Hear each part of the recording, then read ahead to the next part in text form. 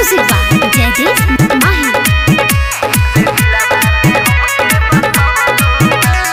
प्यार के न बुझलू कीमत हो, बोला कहाँ से जुटवलू हिम्मत हो। हरे प्यार के न बुझलू कीमत हो, बोला कहाँ से जुटवलू हिम्मत हो। हाँ, बहुत रोवलू हमरा काहे हंसवलू ना। ई दिल कवना कामेला रखलू हो, जे दिलवा में हमके बसवलू ना। ई दिल कवना कामेला रखलू हो, जे दिलवा में हमके बसवलू ना।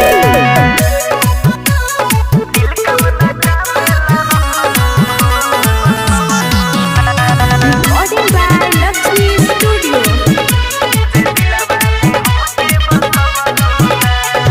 प्रेम बीमारी धरा के प्यारी गईलू हमके बिसारी हो।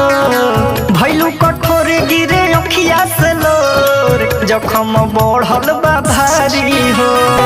प्रेम बीमारी धरा के प्यारी गईलू हमके बिसारी हो। भैलू कठोर गिरे अखिया से लोर, जखम बढ़ल बा भारी हो। तोहरे चलते घर छोड़नी तब अपनवलू ना।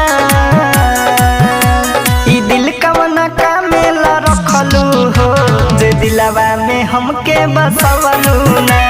ई दिल कवना कामेला रखलू हो, जे दिलवा में हमके बसवलू ना।